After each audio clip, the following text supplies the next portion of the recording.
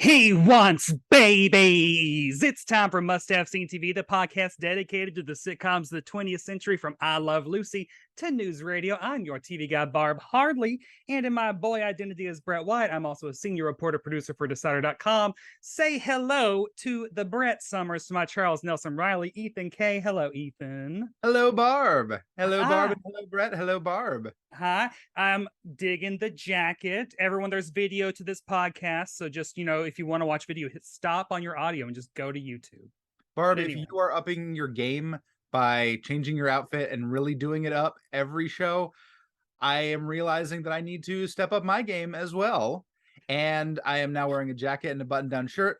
Next week, probably a tie, and then I'll go back down to no tie, button-down, Hawaiian shirt. Probably not a t-shirt, but I don't know. We'll just keep going up and we'll keep going down. Well, who knows? This could also be an excuse to buy novelty ties. Some TV show ties, maybe some family ties. I have a ton of ties in my closet, and the top shelf of my closet where I keep all my suit jackets and shirts collapsed. But it did not pull. It didn't pull completely off the wall. So I'm just kind of dealing with it by putting clothes on these broken shelves, these broken racks. I couldn't put anything on top of them anyway, so it's a mess, but it's in the closet, so I don't have to deal with it or show it to company. And today's episode is going to be all about closets. Let me tell you that much. Oh my god! Now, so I guess I will do my regular listeners. Go to the video. Look at the entire outfit. Ooh, very 70s. The sleeves alone scream 1977. And I am wearing my favorite Barb hair, my Barb wig. Well, no, it's my hair. This ain't a wig. My long Farrah hair. But I mean, and like you're going to keep up on your game. This podcast has given me reasons to keep buying more drag outfits, and I shouldn't be doing that. Although this dress only costs like $30, so yeah, you can justify that. That's easy to justify. Yeah, and I also have plenty of looks that I haven't done yet. I was thinking I might start trying to coordinate them with the shows we're doing. Because now I was looking at old Hollywood nightgowns, the kind with like the ostrich feathers and stuff, so that if we ever do Green Acres, I can do a full on like Lisa Douglas, Ava Gabor. Yeah. Like, ooh. Or if we ever did a Must Have Seen TV sleepover, slumber party. That could be a fun up all night watching every episode of the 90s sitcom Bob. I need to buy pajamas. I've been telling myself I need to buy pajamas, and right now I just have a long pair of sweatpants. I mean, I've like different kinds of like shorts and t-shirts, but like I have one pair of, I call them my ninja pants because I wore them for an improv show where I was a ninja. Oh yeah. Which is, I know it was something I'd planned ahead of time, but weirdly enough, it was still improv. Well, and so like I treat myself. I bought a whole bunch of vintage botany. I guess I'll talk as a man. Although my Barb voice is just a southern version of my voice. No, I bought some vintage Botany 500 men's pajamas, which are what like Robert Wagner and Bob Newhart wear on Heart to Heart and the Bob Newhart show. So and I'm pretty sure I actually do own the exact kind that Robert Wagner is wearing in one episode. So I feel pretty good about these choices I made. They had to get them from somewhere. And Botany 500 is the purveyor of all the menswear of the 70s, and I love it so much. Costume department of Heart to Heart is not making pajamas from scratch for Robert Wagner. They are buying them probably off the shelf. I mean, he might be having his own personal ones like monogrammed and stuff, because remember, rich as hell. No, so let's get into some listener questions or comments and whatnot, which is a section that I want to start doing because y'all have YouTube comments, email musthaveseen.tv, Instagram questions, and there's plenty of ways to get in touch with us, as well as iTunes reviews, which are very important. And I'm going to try to remember to be checking them more regularly so that we can read things. So I'll start with @SirVoltagon on Twitter, who just said, I'm loving this new era of the podcast, and I'm loving the Barb Brett co-hosting thing. Many thanks to MHS TV for being an escape from all the gestures to society collapsing, which exactly what I want to be. It's basically painting over a roach that's dead and stuck to the wall. But it's really nice paint. It's like this like nice pink enamel that's like really like yeah. matte and cool. It looks all plastic like a Barbie roach. Oh yeah, it was chosen Yeah. specifically. It was curated. It was not just like I found this in the garage. No. We are the choice paint that covers over the roach of society. And we are trying to give y'all an escape. Now you can look at my beautiful mug, which I am honestly like, just to talk about drag for a hot second. I'm very proud of my eyebrows tonight because I did the thing where you hold. I have business cards. I found a reason to use business cards, people. What?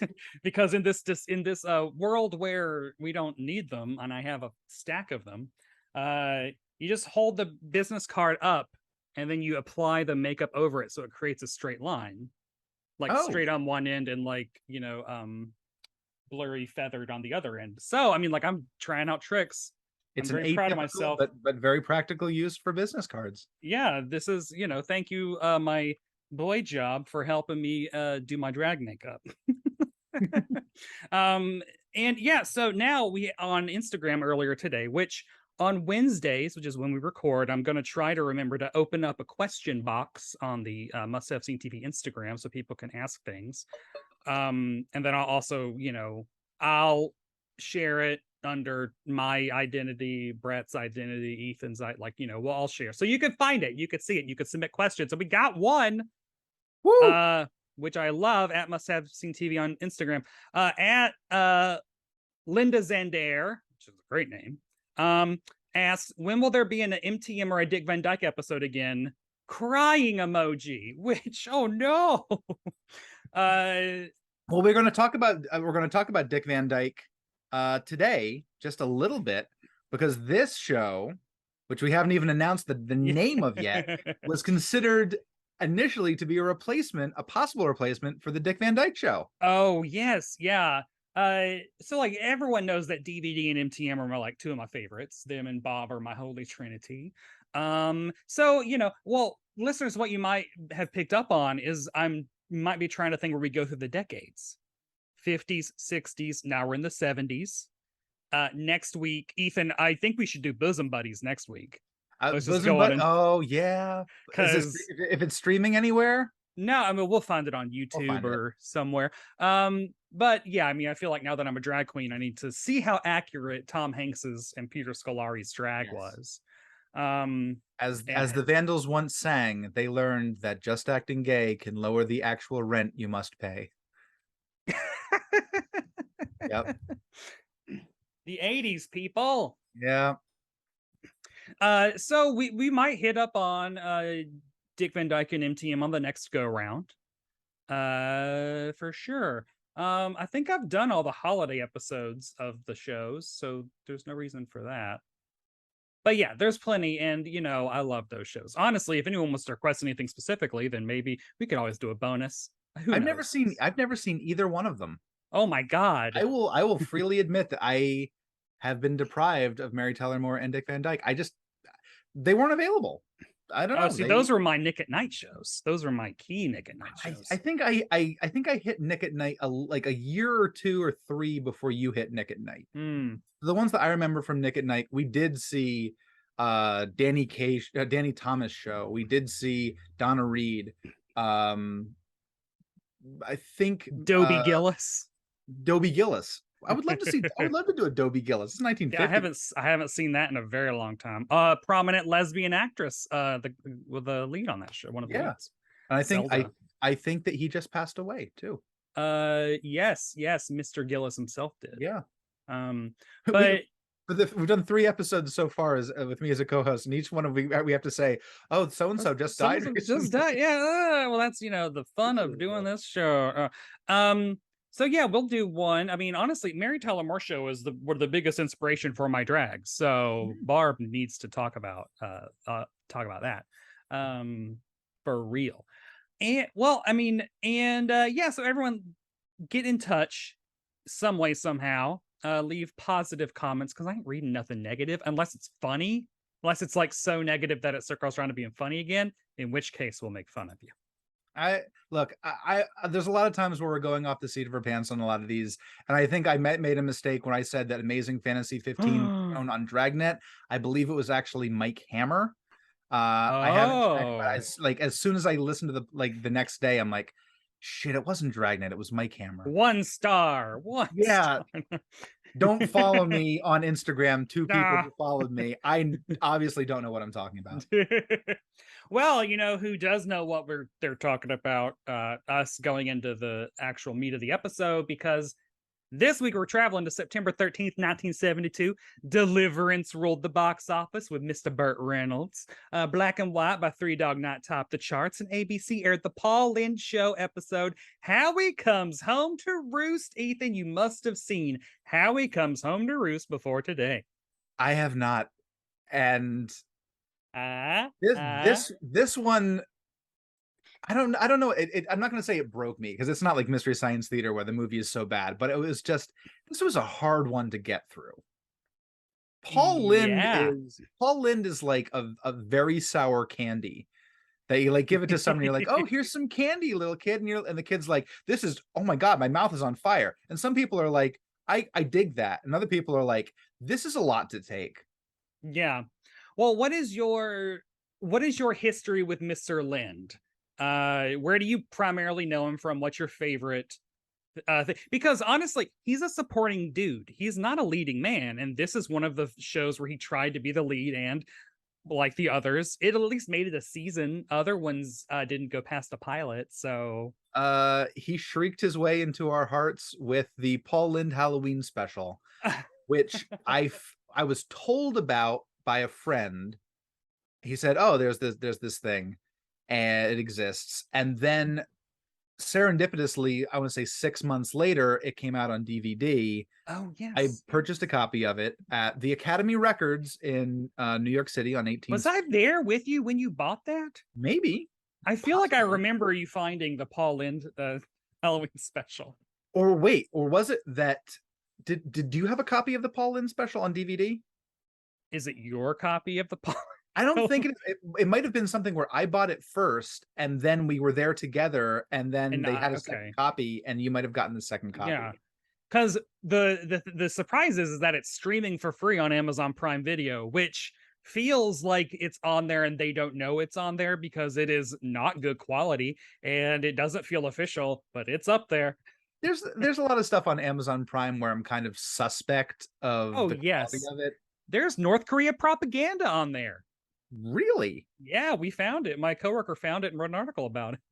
You can find 5 years ago. You can find anything anywhere. I was on Spotify listening for, there's a Bollywood film called Bombay to Goa, and the theme song Bombay to Goa is literally Help Me Rhonda by the Beach Boys with the words changed, completely unlicensed. And I found it on Spotify, and I'm like, this was taken from a record album. You can hear the hiss of the record album. Well, not anyone's going to be remastering, right? It's a joy. If you have a chance, try to find Bombay to Goa, and you'll be like, this is the Beach Boys. But so my primary relationship with Mr. Lynde is also, I'm also sorry if the sound of my earrings clacking around, because they are big and they're. Anyway, whatever. I bought a mess of just a bunch of silver clip-on earrings. I got like a big pile of them. So anyway, so Paul Lynde is just a formative homosexual of mine. I admire and adore him on like a genetic, physical level. I have frequently said that I wish I had his career. If I was alive at that time, that career trajectory, he wasn't happy with it, but I would have loved it.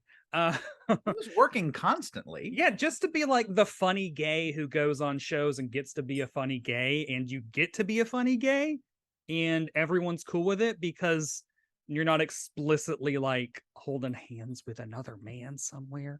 You know, like you're just like slightly in the closet, and that's enough to get you a free pass or something. So I mean, Bewitched and Uncle Arthur is I love him as Uncle Arthur. Uncle Arthur is one of my favorite characters, and I think we're going to be doing some comparing and contrasting between Uncle Arthur and Paul Simms. Also, Paul Simms, creator of News Radio, the namesake, current showrunner of What We Do in the Shadows, and that's the character Paul Lynde plays on this show.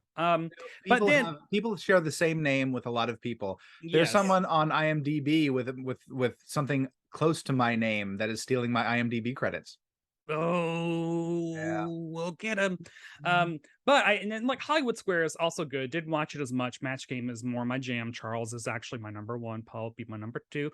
But let's talk about that Halloween special, because for the past, I don't know, 5, 7, for a long time, I have hosted Brett White's Paul Lynde's Halloween special Halloween party. And even during the pandemic year, I did it virtually, which is just people come over and we watch the Paul Lynde Halloween special. And then we try to find different funny or scary clips on YouTube of just other Halloween-y things. Like Michael Jackson's Ghosts was one of them. And the spooky, very spooky, that kid's song. Oh, actually, more recently, it's been Gomez Adams's Paul Lynde's Halloween special, because I dress as Gomez Adams every year. This year, Barb might be doing drag as Florence Henderson from that special. It is Barb a beautiful Hardly's Florence Henderson's Paul Lynde's Halloween special. Yes, let's do that. Brett White's Barb Hardly's Florence Henderson's Paul Lynde's Halloween special. Yes, Halloween special Halloween party. I love that special. It is perfect. I think it is the Star Wars holiday special, but watchable. I was just going to ask, which do you like better? Paul Lynde, 100%. It is actually, I don't know. I laugh. Is that wrong? It does the right things. The jokes are good. There's no fake drama. There's nothing serious about it at all. No, and it's Kiss's network TV debut. So you got. I don't want to go into the praises of Paul Lynde Halloween special, but it has so many great people. Yes, Betty White, Florence Henderson. Betty White, Florence Henderson, Margaret Hamilton as the Wicked Witch of the West, Witchy Pooh, Billy Barty, Pinky Tuscadero, Tim Conway as a trucker. God, so we honestly might do a special episode of this podcast hey listeners, if you want us to cover the Paul Lynde Halloween special or do something special with it, please interact with us on social media or leave reviews saying it. There you go. And then we'll do it. 1,000%. I even posted a question up on my Instagram being like, does anyone have any questions about Paul Lynde Show? And of the 27 people who saw it, none of them asked any questions. I think the Paul Lynde Show is a hidden gem that we have uncovered. It's a diamond in the rough. This is the beginning of Aladdin for us. Let me get into this week on Must Have See TV. We're talking about the Paul Lynde Show episode, Howie Comes Home to Roost. It is the first episode of season 1. It's the pilot, baby. And it was written by Ron Clark and Sam Bobrick and directed by William Asher. Here's how I describe the episode. Paul Lynde is annoyed with his son-in-law and screams a lot. Ethan, how accurate is that description? The second half is probably more appropriate. There's nuance to it. He meets his son-in-law for the first time, discovers his son-in-law is a genius, has great expectations for him, which are let down, and then Paul Lynde screams a lot. Yes. So now this is actually connected to the Paul Lynde Halloween special. The events, basically Bewitched deciding to go off the air a year early, because I think they were like, we're done, I think is what happened. Left a hole in the world that was later filled by the Paul Lynde Halloween special. Here's how we get there. Ethan, did you read this? Did you know this? I know some of it, but tell me what you let me see if I can run through this by memory, because I just read the Wikipedia page. And also Matt Bohm's, if you go on YouTube, oh my God, well, I can't remember what the name of his show is, but he has an episode about the Paul Lynde Halloween special. Matt, Baume. Just search for that Paul Lynde Halloween special. It goes into depth. But the summary is, I think Bewitched wanted to leave a year early, and they were like, well, William Asher, you still owe us a year of content, because if you're taking Bewitched away, we need something to put on the air. Paul Lynde also happened to be under contract at ABC, and so they teamed up to do this show. And when it was canceled, they still had like Paul Lynde under contract for a lot more televised content. So they immediately moved him to the Temperatures Rising, which was, I think, a doctor sitcom. So he, for season 2 of that show, he became one of the leads, and it was called The New Temperatures Rising, which is weird. Like, yeah. Like, imagine if Zach Braff left Scrubs and then they went, we're new Scrubs. And then they hired like a police siren to replace Zach Braff. They hired I'm trying to think of like Mario Cantone or something to be the new lead of Scrubs. That's equivalent. So it did not last, shockingly. And then they were still like, well, fuck, we still have him under contract. Oh my God, what are we going to do? And that is where, I think that's where you get the Paul Lynde 'Twas the Night Before Christmas dramatic special, which is unwatchable, but I do enjoy. And ultimately, that's where you get the Paul Lynde Halloween special. So do you want to get into why the premise was what the premise was for this show? Because that's what I was looking into. Get into it, because this is also interesting, and also, yeah, go into it. It's a 10-year process. So there was a play that was written called Howie. And it was written by, of all people, Phoebe Ephron, the mother of Nora and Delia Ephron, the screenwriter for Carousel, There's No Business Like Show Business, and Desk Set. So Hollywood, actually Hollywood royalty.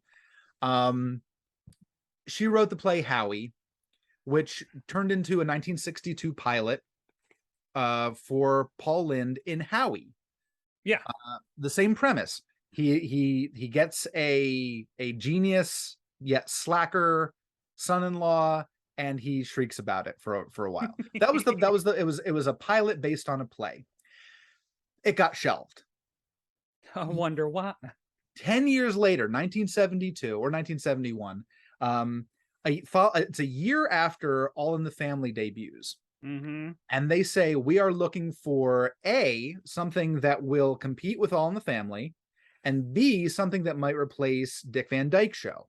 So they dig up, they unbury this 10-year-old pilot for Howie that Paul Lynde did.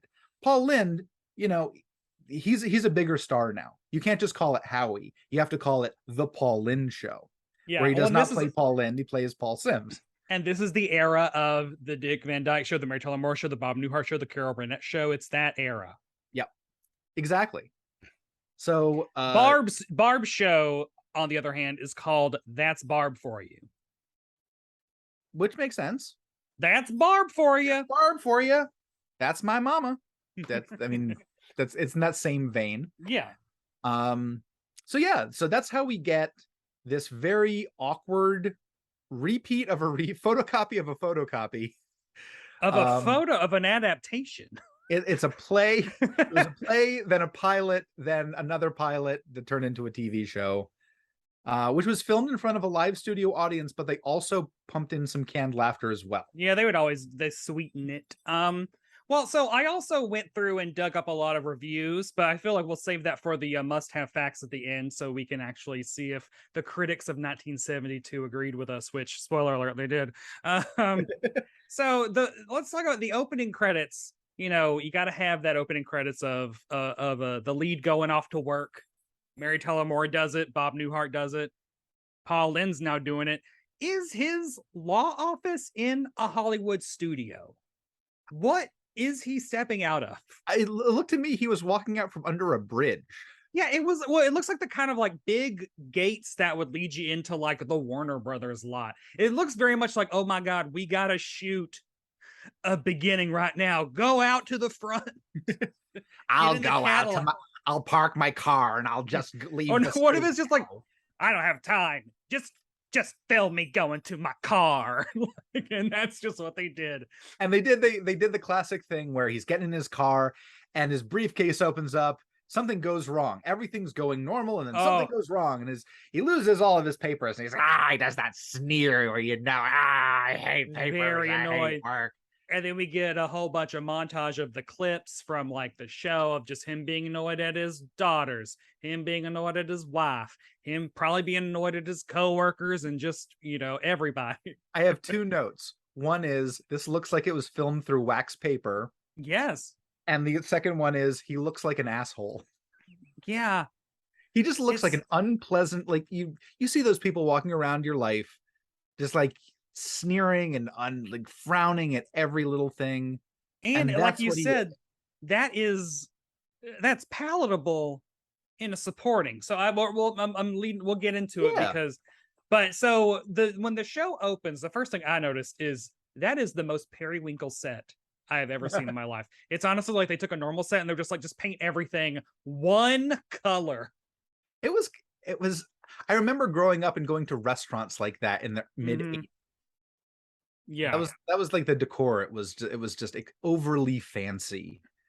Yeah, and so he comes home and he's immediately like, I need a double martini.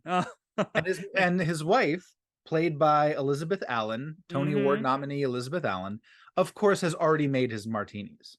Oh, and she's like, how's the rat race, honey? The rats are winning. Now, here is the thing. Like, as a Paul Lynde admirer, lover, he's an amazing performer. Kind of a horrible human being, but that's part of the charm. If you took some of this stuff out of context, that I would be like, that's great. If that was a Hollywood Squares, if it was a Hollywood Squares one-liner, perfect. He was great at those, and I think those, you're right, if they played by themselves, they would kill. But instead, it comes off as very mean-spirited, borderline abusive. Yeah, this woman, this poor woman. So she's like, well, our oldest daughter, Barbara's come home. Hi. It just blew my mind. The way she said it was, it's like, oh, she came home with her degree. Did he not go to her college graduation? It was like, oh, wait, is she still doing that? Oh, she's finished that college thing. Yeah, well, time to go to the rat race with her. Yeah, this is so weird. And that's not, wait, what did so I have written down, that's not romantic, it's illegal. It's because she said, oh, and she brought something else home, a boy. And Paul Lynde says, well, it's about time she started looking to get settled down and get married and with a boy. And then his wife is like, actually, he's her husband. Oh, she's 21. That's not romantic. I should probably stop doing the voice. It's gonna you're not gay. I'm a homosexual.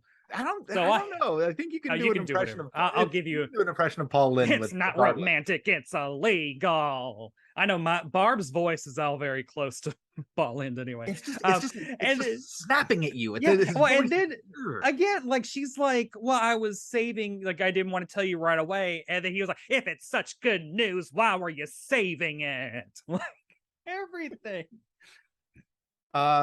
So yeah, everything that she's done and said has been countered with just nastiness. Now, this is the point when I was watching that I realized Bob Newhart would make all these lines funny. Yeah. Oh, because it is that, like, if you like, how is the rat race? The rats are winning. Like that's not romantic. Seriously. It's illegal. It's such good news. Why were you saving it? Like that makes it. That's a level of funny that can sustain a half hour and maybe 6 seasons. And that's because it's putting the emphasis on the material rather than the delivery. Yeah, that's what it is. Which I think of one of the like preview articles I found, William Asher was famously quoted as saying, people would listen to Paul Lynde read the phone book. Beg to differ, Bill.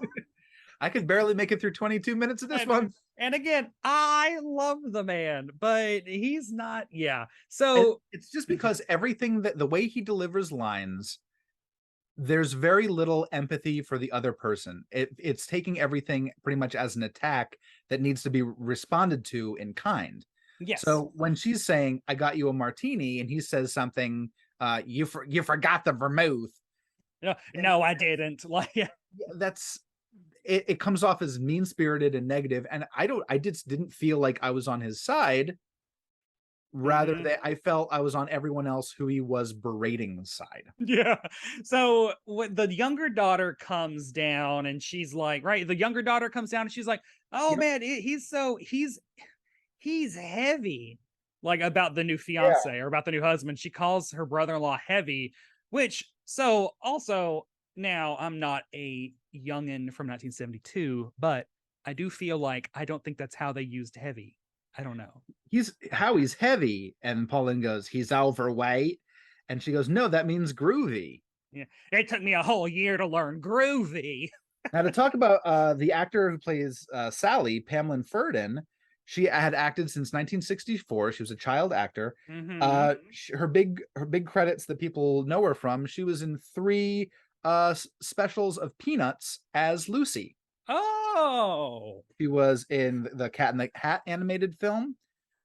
She was in 16 episodes of Blondie when that was on TV. Okay, Dagwood living up. And she took some time off of acting, but she came back for the TV show Detention, and she was a voice actor in that. Oh wow, well good for her. I love it when these Peanuts children pop up places. We have Linus is in that girl episode, and I adore. Yeah. So this is when we meet Howie, and Howie looks like Rocky from Rocky Horror Picture Show. No joke. And he smiles like the sun. He is just a big yellow-haired smiley Ken doll of a dude. He says that he was just going through the dictionary looking for mistakes, which I wrote down, what an asshole. So it's like, I might be Team Paul in this situation. He just seems smug as hell. The catch is that he is very smart. He's traveled around the world 3 times. He spends half of his days on the golf course. Paul thinks the world of him immediately. It's like he could get some insider trading stock tips, maybe become rich. Exactly, because he tracks stocks and he's never wrong. Never. But then we find things out about Howie. He's a caddy. Barbara married a caddy. No, that is not a clip from the show. That is me. Howie does not apply himself. He tracks the stocks. He never plays. He's on the golf course because he's a part-time caddy. He traveled the world because he joined the Navy. These are all things that for Paul Lynde or Paul Sims, this makes him a slacker. Yeah. It's also a weird, so like coming from like a screenwriting choice, it's a weird, I feel like you can't have the slacker son-in-law who's also kind of a jerk. Like he actually does things in this episode where it's like Paul is justified to be mad. And then also have the dad be a jerk. Like it's like the sympathy is not going to either one. So it's like if you have a Carl, right, a Rob Reiner in the son-in-law role, yeah, he's a likable slacker. He's on the good side. You like him. Or if you have a Bob Newhart in the Paul Sims role, then well, he's mild-mannered, he's chill. Like you cannot have Rocky from Rocky Horror and Paul Lynde and Uncle Arthur doing this. What's an example of a sitcom? I'm trying to think of one where there is a even-keeled, mild-mannered parent and a slacker son-in-law. Oh, I mean, well, that's not All in the Family because he is not. Yeah. It's wondering what the reverse is. Just maybe there isn't one. Let us know. I think that there's kind of a step-by-step with Cody. Frank and Cody. Problematic Cody. Yeah, you were on that episode, the Disney World episode, where I found the news articles that actually tell you the truth about what happened with Sacha Mitchell. And very bad dude. Very bad. It was a great episode. Serious. I thought we were going to be talking about Disney and Disney Vacation Club, but no, it actually. I had to do a trigger warning for domestic violence at the top of it. Anyway, so Howie's brought the goddess of fertility, like the Mexican or Aztec goddess of fertility, to which when Sally, the youngest daughter, tries to touch it, Paul Sims does yell, "Don't touch it," which I did laugh at. I thought that was funny. I don't know. He brought a gift. It was basic. something obviously carved by the prop department. In no way authentic or even tried to be authentic. Although that is a real deity. Oh, so they didn't just make it up, because I was like, were they like, oh, this sounds right, just say it? Like, but no, they actually did some research, or I don't know. It's not a very good statue. No, but yeah, also a weird inset shot. They were like, we really want you to see this statue, and it's weird, like pointy, hollowed out breasts. And it was like from above and down. It was really weird. Because they wanted to get the visual effect of this is something that obviously Paul Lynde / Paul Sims would not be interested. Would not want that at all. So the next day, Paul comes in. He's wearing a really handsome tan window pane patterned suit that I appreciated.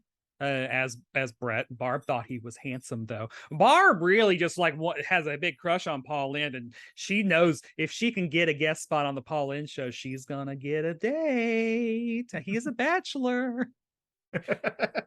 That's an eligible bachelor, as they would say, whatever that means. Eligible, just ready for the picking. So he's drinking martinis again. He's always drinking martinis, and this is where I wonder, like, martinis aren't really that masculine coded. I don't know. I mean, they're James Bond, so maybe. I don't know what the drinks were when you came home. I thought it was I would assume like a Manhattan, but like martini is not that far off, really. Yeah, it is just like he's always scarfing down them martinis. And this is where we get the B plot, which intersects with the A plot. It's all. So he's a lawyer that does vague things. It's his job. He's an all-purpose lawyer that works under a bridge. Yes. And so he's like, tomorrow I have to go see a dirty movie. Which I do wonder, was this also the plot of the 1962 pilot or the play?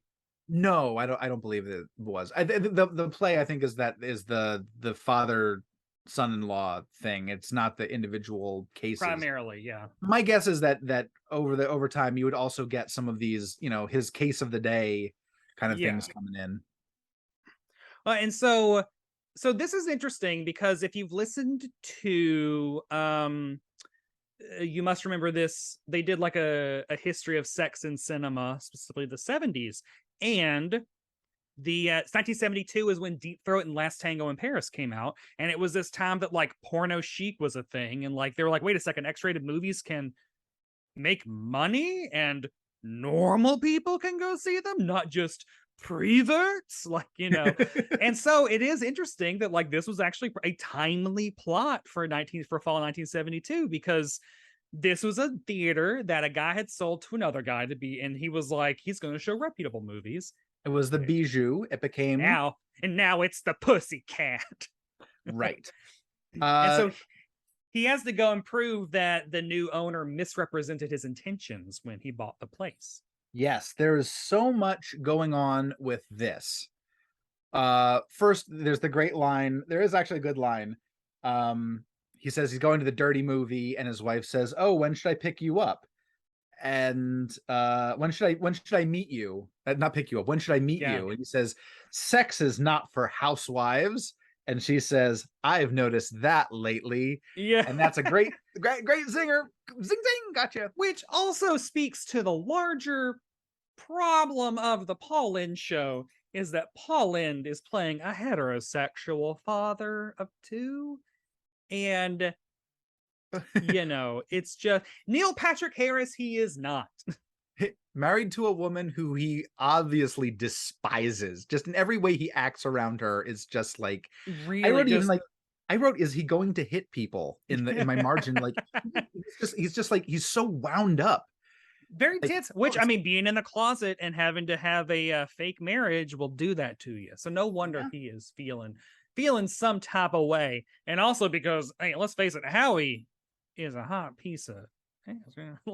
This is we've seen 3 episodes, and this is the second one with a very, very tall, blonde, tan, square-jawed man. Yes, it was the whole thing.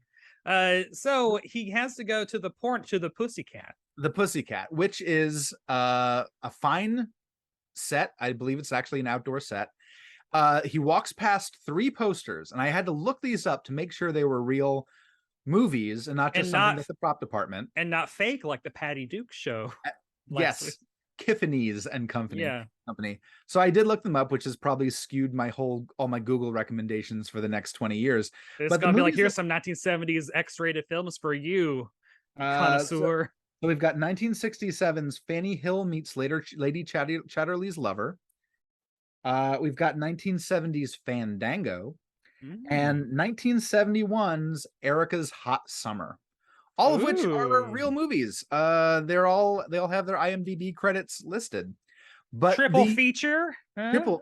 Triple feature. The person selling tickets is played by Hope Summers, who played the neighbor on the Andy Griffith Show. Oh wow. Did 32 episodes of the Andy Griffith Show. Did 5 episodes of Mayberry RFD, all as the same character. Oh, good. So she's got like a whole bunch of like other. She was good. I liked her. Great. Oh God, I had a thought, and then it went away when we were talking about. Like when he says like $750 for what? For everything. I love that line. It's like that line was good. She's good. But then she says the follow-up line was, he goes, when does it start? And she goes, does it matter? Yeah. She's good. I liked her.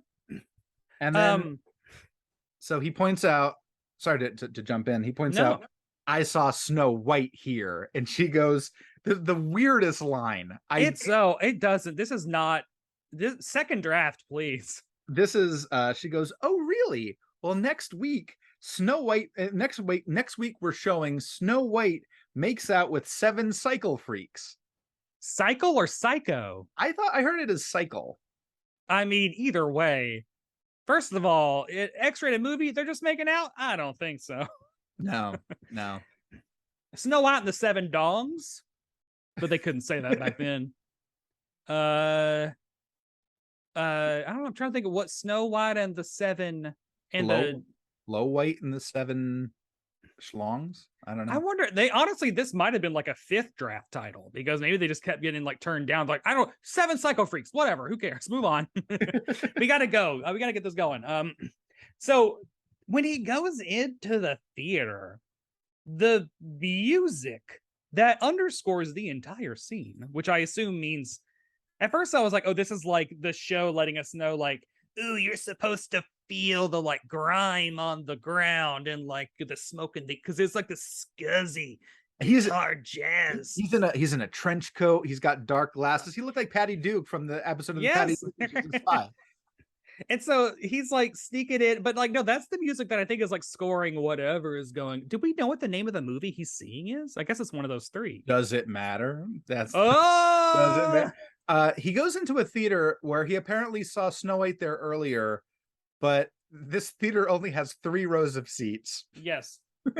3 rows of seats. There are 3 people there. At least 2 of them are eating popcorn. That was the weirdest thing, is these men are just there in the middle of the day in their suits, eating popcorn, watching porn.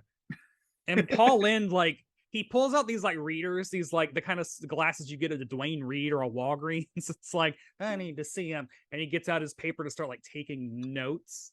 He takes all of maybe 15 seconds of notes. The entire scene. Now, I will also, so like, I think the show wants us to think it's funny because, oh, the dad has to go see an X-rated movie or something. But like, no, Paul Lynde going to see one is like, that seems normal. Like, this doesn't, he's not. Now, if Bob Newhart. Exactly. That would be funny. If you got Bob Newhart in there, that would be a very different scene. It would play completely differently. And I feel like Paul Lynde walks up, the ticket taker's like, hey, Paul, how's it going? Like, I feel like he's been there. But then his one of his coworkers is there. I think it's a friend. Yeah. It's not a coworker, because I think he works in a different, he's not a lawyer. His name's Joe Robinson. You know what? I'm gonna look up who plays him. I don't know if he was a regular or anything like that. His name was Jack Collins. He's known for Towering Inferno, The Sting, 7 episodes of Dallas. Ooh. Linda Lovelace for President. Oh. So that's kind of porny. Yeah. Here's Lucy, The Odd Couple, Bonanza. He was Mr. Robbins. He was actually several characters in Bewitched. Oh, there's the connection. A couple episodes of Brady Bunch. He's just one of those guys that just has a lot of small screen credits. And so they know each other, and it feels kind of Paul is, does he kind of like blackmails him into giving Howie a job? That, I don't know, it's like an undercurrent of like, I won't tell people that I saw you here. Howie, my son-in-law needs a job. Like, I don't know. I think Joe was just I think Joe even suggested, be like, yeah, have him come down to the office. It wasn't blackmail. Yeah. Just like, oh, we're friends at the porn theater. Let me help you. Just two buds. Hey, autofocus. Just two dudes watching some porn. One hand's in the popcorn bucket, the other hand's doing you don't want to know. I'm gonna have sex with a bunch of chicks, and then I'm gonna beat you to death with a camera stand. Yay! That spoiler alert for autofocus, and also like the sad life of Bob Crane. Very handsome man who had some troubles. We'll talk about Hogan's Heroes. Without getting into too much of like the Hogan's Heroes story, did you know like for a while his son was selling all the pictures that his dad took? I think. For there's weird stuff with that. Anyway, I believe that's with a caveat that I haven't looked that up in a long time. Yeah, but that's something I think I remember from many years ago when I watched autofocus.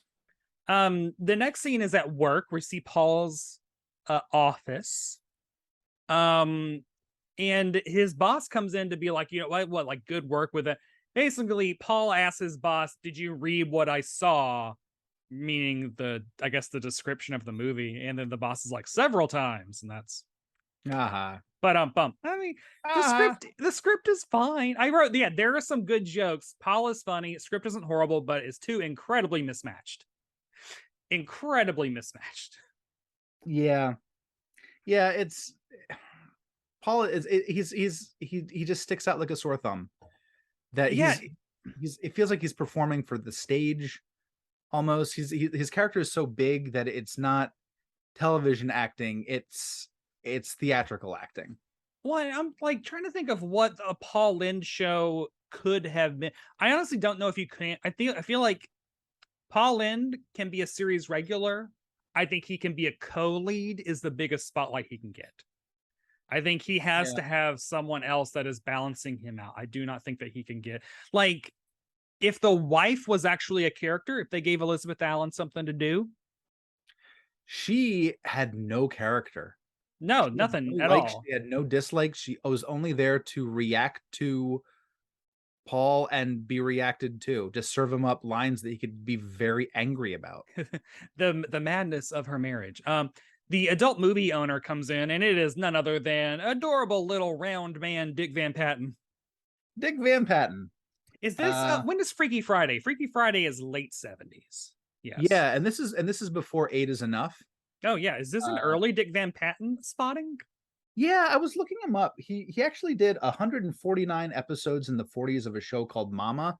In the 40s? Was he a child? He was 21. I believe the show was 1949. Now I'm gonna have to double check that again. But he did like 100. He did a ton of episodes of it. Let me double check because I hate being wrong for these things. But he's got a very long career. Yeah, 1949 to 1957. Mama. He played Nels Hansen in 169 episodes. I was looking over his credits. I just discovered that he was in a Mel Brooks sitcom of Robin Hood. Oh, as Little John or Friar Tuck? Friar Tuck. It was called When Things Were Rotten. It was produced by Mel Brooks.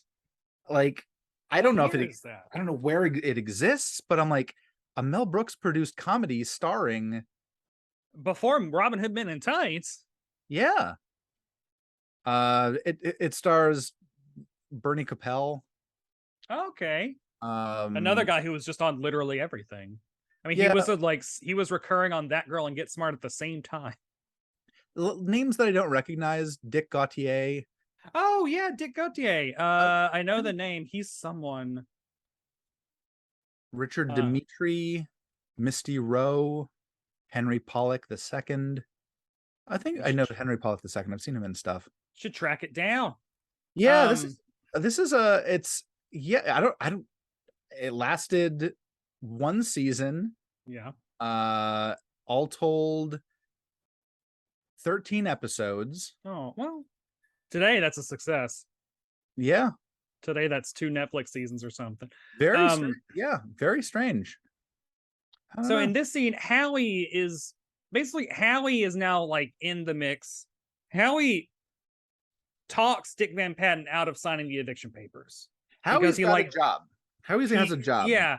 He cites some like Byzantine or like some sort of statute or something or other. Massachusetts versus Roland.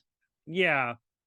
And and so that makes Paul mad. When Paul finds out, he's at home, right? Because he's talking to his wife. He's like angry about like I got Howie a job, and then I had a victory, and then you stole it from under my nose. The line that made me laugh was he gets a double martini, and his wife says, did that help? And he says, no, I can still remember what Howie looks like. I like that one. That was a good one. There was another one where like they say, well, it was the statute in Massachusetts, and he says, I don't give a hang about Massachusetts. It's like every line is just like it's every line is a Hollywood Square zinger. It's every line.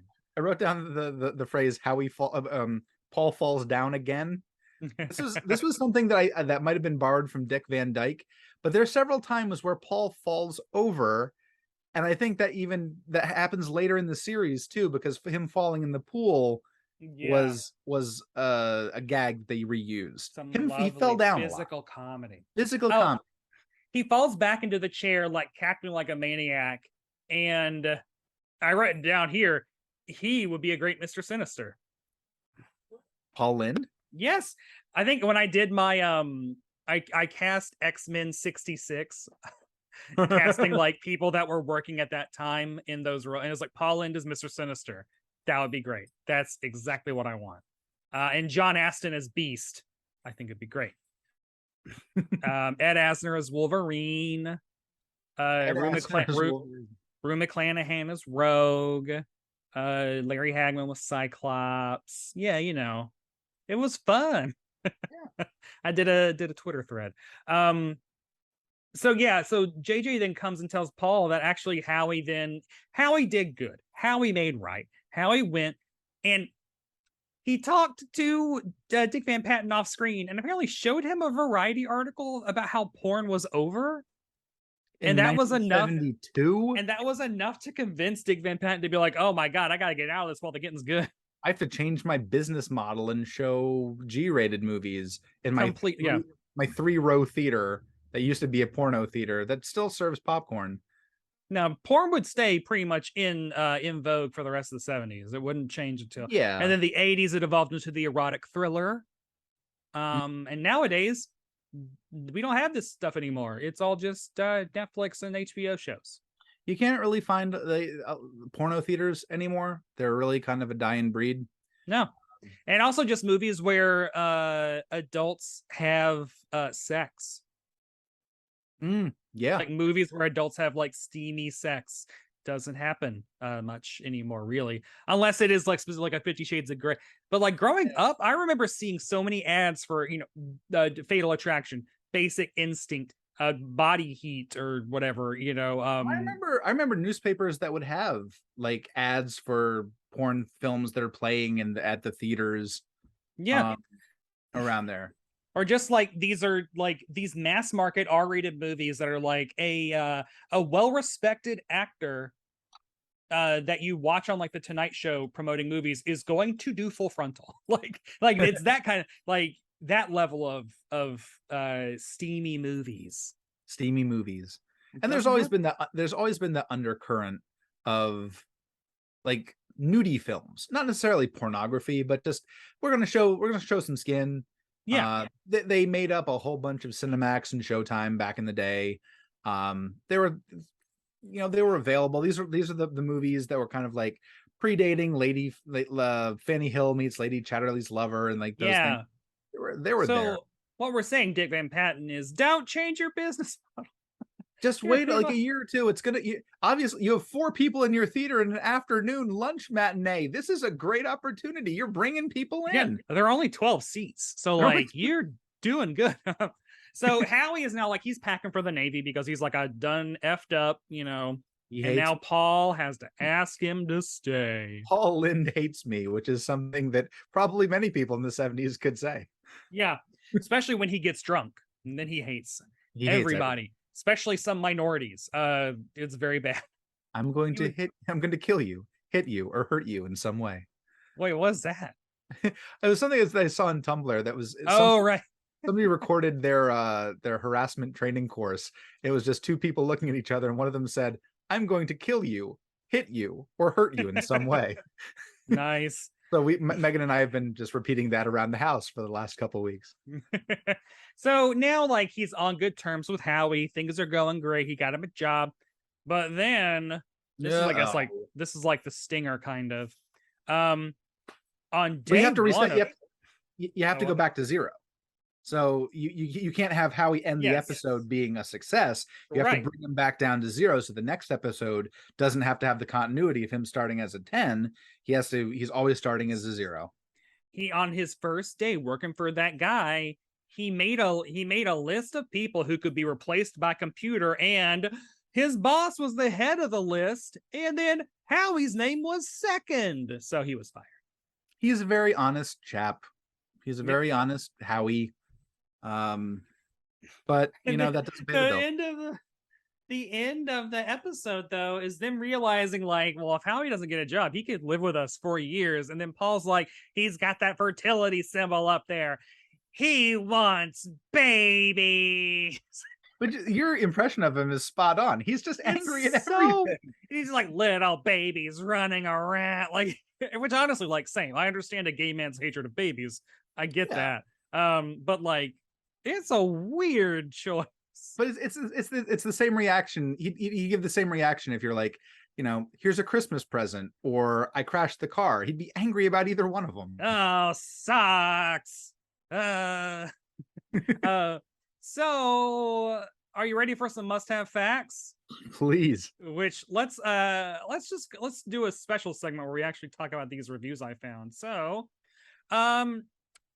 Wednesday, September 13th, 1972, the Californian, ABC TV offers a new half hour, The Paul Lynde Show, in which the humorist plays a middle-class lawyer with an amiable, well-meaning son-in-law who can do almost anything but hold a job. In the debut, Lynde plays things very broadly, and despite occasional amusing moments, the show registers like a cartoon with live people. Agree or disagree? Yeah, I would say so. I think that cartoon is live people with that's a compliment. Yeah. Nowadays it is.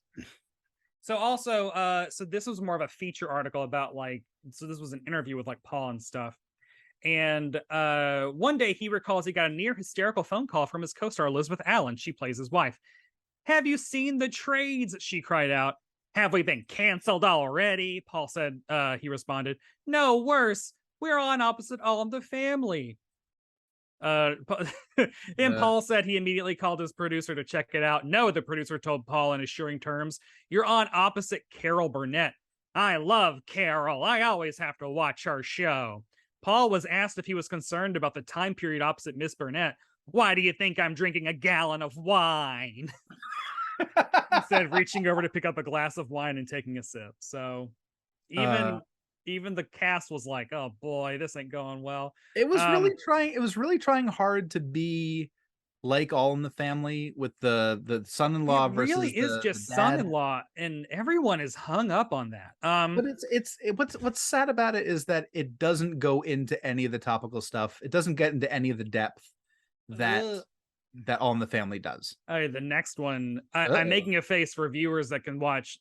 There is an ad on this page next to the article about Paul Lynde that is advertising, I think, a movie called The Legend of N-Word Charlie, and it's just written in this newspaper. Yeah, so I saw that, and it just shocked me.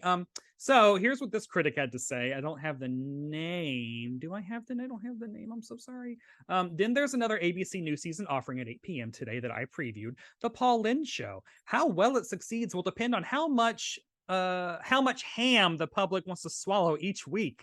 As for me, a small taste of Lynde's exaggerated simpering, that's homophobic, mugging and grimacing sort of humor has been more than enough when he's appeared as an occasional guest on someone else's show. Oof. That's he's predisposed not to like Paul Lynde. Yes. Yeah, exactly. No matter what it is, he's just not going to like it.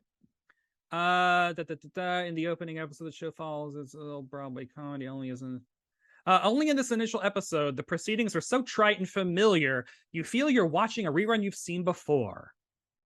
Yep, that's from Cecil Smith.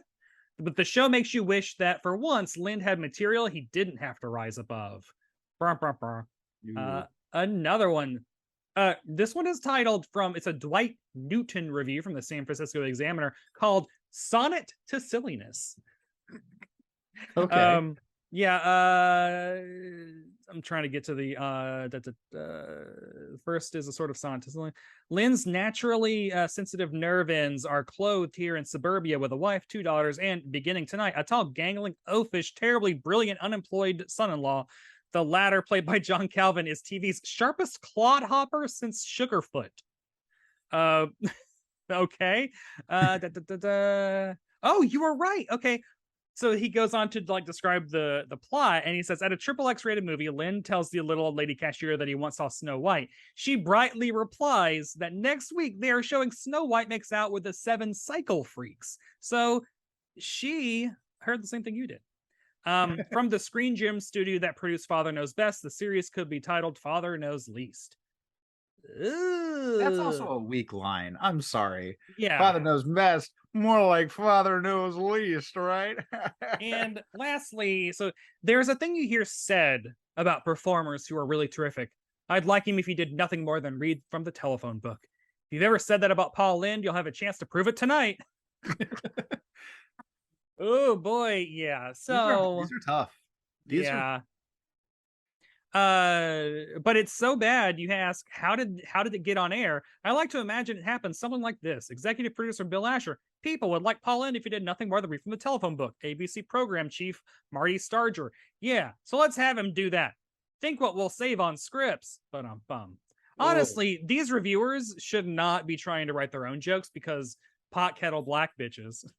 Yeah, try to tear down a comedy with your own bad comedy. It's not funny. It doesn't work. Good. Look. So here's the wild thing. This premiere, the Paul Lynde Show premiered in the top 10. It was not in the top 5, but it ranked in the top 10 premiere week. Oh, I'm sure. But when you hear a Paul Lynde Show, you think Paul Lynde. You like Paul Lynde and other things. You don't know the premise. You don't know the plot. You don't know the pacing. You want to see it. I definitely want to check it out. It debuted higher than the Bob Newhart Show, which was in the teens, and Maude, which debuted at 22. So that's just crazy. So the top 5 shows that aired this week, which I found, number 5 was Zenith Presents A Salute to Television's 25th Anniversary. Television's 25th anniversary. Just like the concept of television. What debuted 25 years ago for us? That's 1997. That's like Spice Girls. I'm thinking 25 years. That was 1947. 47, yeah. So yeah, I guess that would make sense. Yeah. So that is wild. I really kind of want to watch that. Number 4 was The Anderson Tapes, which was a movie. Number 3 was Bridget Loves Bernie, which was a new show. So it debuted very high and then did not last more than a season, I don't think. Number 2 was All in the Family, of course. And then number 1 was Goldfinger, an airing of Goldfinger. No. God, we can't get away from Spies. No, it's just loving Spies. Another so Spies. The ABC Wednesday lineup. I'm also going to blame ABC for this because they really left Paul to dry, because the ABC Wednesday lineup was the Paul Lynde Show, followed by the ABC Wednesday movie of the week, and then the Julie Andrews Hour. Like, he's truly on an island against the Carol Burnett Show. There are no other sitcoms on that night. There's no one else with any star power until Julie Andrews 90 minutes after his show ends. It almost feels like they hung him out to die. Yeah, that's really tough. That's just imagine if you don't like the movie, why would you tune in for Paul Lynde? At all. In the evening. Now, on IMDb, 42 users rated this episode an 8.1 out of 10. What would you give it? Is that high, low? I'd say for production, it's fine. Like, it's a well-made show. It's a sitcom. Yeah. But otherwise, I really did not care for it. And it was because, one, everyone does not seem authentic. No. Paul Lynde aside, and his approach to his co-stars aside, everybody else is extremely not generic, but only is there to serve as a foil for Paul Lynde. Yes. So even the character that's supposed to be very interesting, Howie, who he's gone around the world, he has a fertility symbol, he's on the golf course, he's a genius, is also very understated. Yeah, no jokes. Humble, and it's not, doesn't lead to jokes. It doesn't lead to much of anything. His wife is extremely two-dimensional. His older daughter, has nothing to do. Oh, I just forgot that either of his daughters existed. Like, they have nothing to do. No one has. His boss has like a humorous aside. Honestly, the most interesting characters are the three people at the porno theater: the woman taking tickets, the old woman taking tickets, his friend who joins him, and Dick Van Patten. Yeah, I mean, I would give this maybe a 6, because I have watched multiple episodes of the Paul Lynde Show, and this reminds me I need to watch every single one, because this hits a real sweet spot of, like, I love early 70s sitcoms, obviously. I love Paul Lynde. I know there are probably some great guest stars. Dick Van Patten's in the first one. Who knows who's coming up next? And I honestly don't have anything like bad to say about Paul Lynde as an actor. I think that this role was not well written for him. Not for him at all. He's an Uncle Arthur. It was not written for him. It was, I think, amped up to really take advantage of his style and his personality, but it doesn't work when you're leading a cast. And also, Uncle Arthur as a character is perfect for Paul Lynde, because the exact same delivery, but Uncle Arthur is mischievous. Yeah. He's like laughing. He's enjoying himself. He's not as angry. He's agonizing. This is a character that's agonizing over everything in his life, and he reacts by just lashing out in snarky ways. Like, legitimately, like you said, if Bob Newhart delivered these lines, it would be a completely different show. Yep. But the delivery that was chosen was very sharp. It was very pointed. It was very nasty. I'm all cut up from all these jokes. Yeah, nasty works. Like, little bits of lightning hitting things, that's great. But if it's just like constant lightning all the time, no matter like day or night, I don't know. It grates on you. Yeah. I would say that the must-see performance definitely goes to that ticket taker lady. Yeah, because she was the exact opposite of Paul Lynde, where Paul Lynde was all personality. She was enthusiasm, but really very she had high status.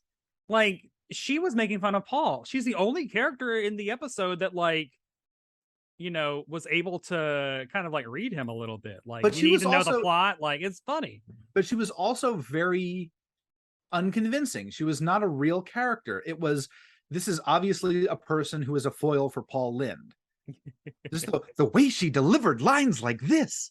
It was just everything just was surreal. It was like Alice in Wonderland. Like, characters do not act like real people. They do not react the way that people do. They do not present themselves as real. Like, everything was caricature or just background.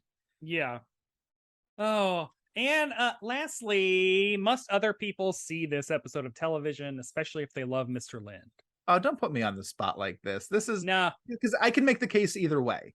I mean, it is an artifact of television history. If you want to see what we used to put our homosexual icons through, there you go. This is what they had to do. It's a piece of history. It's in any Paul Lynde biography or any conversation about Paul Lynde, which I own too, and I didn't have time to go through and see what they actually had to say about this. But in any conversation, you can always say he had his own sitcom for a season. Because invariably it comes up like, oh man, why didn't he ever have his own show? Because he was always a guest star. And oh my God, I have seen him guest star on everything. I would go through and just watch his IMDb, like him and Charles Nelson Reilly and John Astin. Like I would go through and just watch all their guest appearances, and they're great. He plays a Mountie on F Troop. Paul Lynde does. So if I'm recommending it to someone else, I can say this is an episode that you have to understand is not how, like, it exists in its own world of sitcom writing and acting, but it is something that you should probably see. Yeah, just to understand it. Yeah, and it's on YouTube, so just get, you know, you can jump around, you can skip around. It's interesting. Wow. it's a ride. It really is. It is. No, I love doing weird, short-lived shows, because sometimes you discover gems like Mary Tyler Moore's 80s sitcom that is good, and co-stars John Astin and Katie Siegel. Whew. Like pre-Married with Children. Like it's so good. Didn't last. But anyway, I don't know. What you have any closing thoughts for the Paul Lynde Show, or just laugh in general?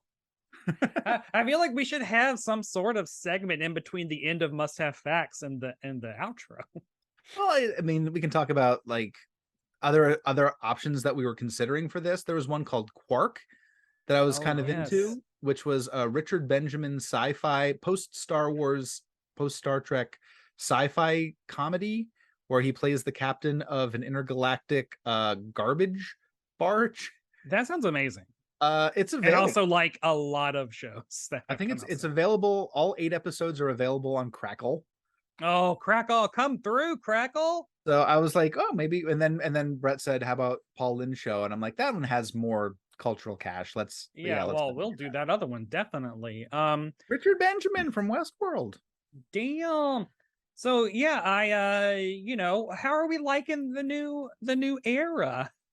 I love it. I open it up to everybody else. Leave comments. Yes, let me know if I mean, I think people are watching the lives. I would honestly like to at some point do this with people watching if I figure out the Zoom thing. I mentioned it to some people and to a friend, and she said, well, let me know when you're doing a live show. Yeah. And honestly, the more people that can see my beauty. Hey, Ethan, I have new boobs. You didn't comment on your friend's boobs.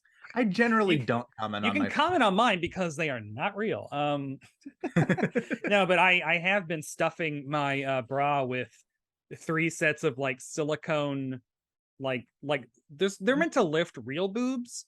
And so I bought one, and I was like, well, these aren't big enough. So then I bought a second pair, so I bought a third pair. And now I've just bought actual, like, it is weird because I think they're for women who've had mastectomies, is what like the headline is. But it's like, they're prosthetic little, it's very strange. I am sure you're not the first person who has used them for that purpose. I think they're almost probably more used for drag queens and etc. You talk about your Google results being borked from this. My Amazon recommendations are nothing but like butt pads and makeup and ugly dresses. So they're just used to be nothing but action figures. In the back, we found these in the back. Do you want them? Yes. Are they ugly? Yes. What do you do? I mean, I found this by I search Amazon for like 70s dress, vintage dress, ugly dress, funky, groovy. Like that's how I'm finding this stuff.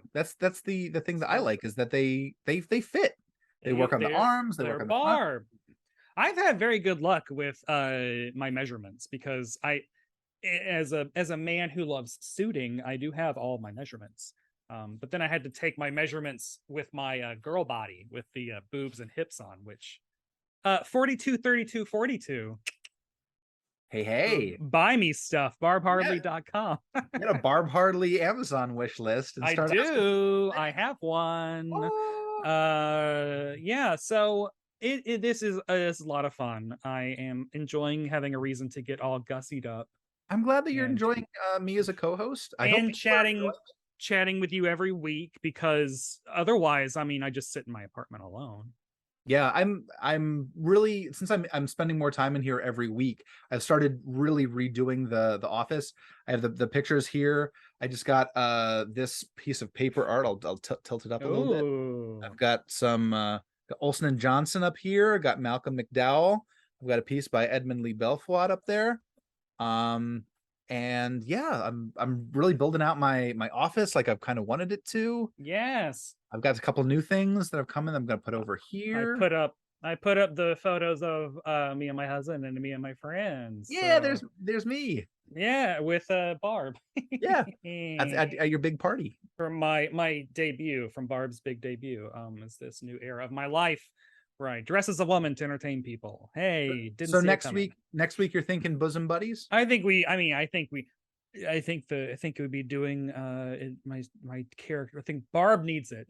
It makes sense. At this point, it's the 80s sitcom that is primarily cross-dressing. Although I think by the end of it, were they like, we're not doing it anymore? Yeah, I think that if I recall, like by the end of it, there were more episodes where they're like, yeah, that was first season. We're not doing that this season. We're just showing up as Peter Scolari. See, I can't tell if the beginning's homophobic or the end's homophobic. Which one? It's all bad. Cross-dresser representation. But yes, so we'll probably do that. I guess that does it for this episode of Must Have Seen TV. Thanks for dropping by and talking about the Paul Lynde Show. Next time we'll probably be doing Bosom Buddies. We'll find it and talk about it. Until then, we do want to hear from everyone. Follow at Must Have Seen TV on Twitter and specifically Instagram. You can also follow me at Barb Hardly on Instagram and also at Brett White. Ethan, where can they follow you? I'm on Instagram at Ethan Kaye 55. It's a wonderful little place where I post goofy stuff I find, and my cats. Gotta love cat content. We've got 5 cats. They haven't joined me today. I left the door open and everything. I had to close mine out because they were wanting to get into the makeup. They want to get on my desk when I'm putting on makeup. It's not good. Write us with cat facts. Comment with how you love your cats. Also, interaction. Rate and review the show in iTunes. We have 66 reviews. It'd be great to get to 70. Ooh. Thought I was going to say another number, but I did. You can also read the words that are at Decider.com, including lots of pieces about Paul Lynde. Thanks to Acast for hosting all this nonsense. Make sure you watch the video on the Must Have Seen TV YouTube channel, which I think if you just type Must Have Seen TV, you're going to find it. So thanks to everyone for listening and or watching, and we will see you next time on Must Have Seen TV. Woo!